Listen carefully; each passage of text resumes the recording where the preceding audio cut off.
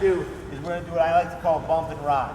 Okay, I learned this at Penn State when I went up and watched their practice maybe 3 or 4 years ago, and I liked it a lot as a beginning strategy anytime we come off the whistle. So I'm coming off the whistle, and I'm looking at the ref, and I'm ready.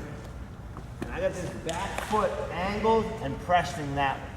Okay? Because if he is thinking about most of his technique, he's thinking about getting his feet on the mat, getting back into me, keeping his hips under. And the second that I put pressure on him this way, it puts weight to his hands, okay? And he can't do as much, all right? So I can get weight on his hands, I'm already starting to win a little bit, okay? So I don't want his weight back here over his haunches where he can come up or back. I want his weight over his hands. So I'm gonna, that leg is angled in, I'm looking at the ref and I'm ready to go. And I like max effort off the whistle.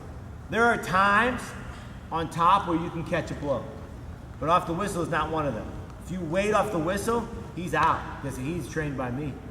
And he knows that he's gonna do a max effort off the whistle. He can't react. Bottom man can't react, that bottom man has to go.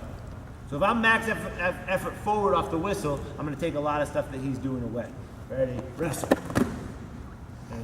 And I'm using my leg drive, I'm off my knees. This is the opposite of lazy wrestling. Okay, I'm using my legs and I'm off my knees. I see so many times when people are drilling and it's ready, wrestle. Okay, and they're using no leg drive, they're on their knees or on their hips and they're chopping, they're doing basically just lazy stuff.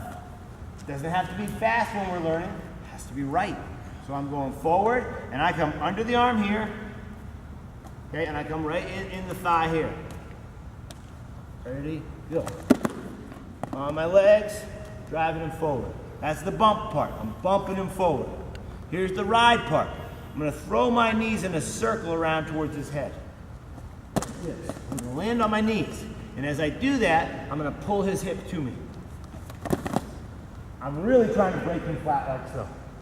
And there's this bump and ride opens up any top ride that you like.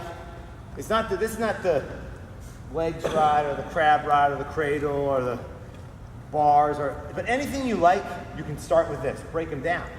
Start with getting him off of his game plan first. So we're just bumping. There you go. And ride. And then I'm looking for a wrist, or I'm even looking. What we're going to do today, I'm looking for him to come back up to his base.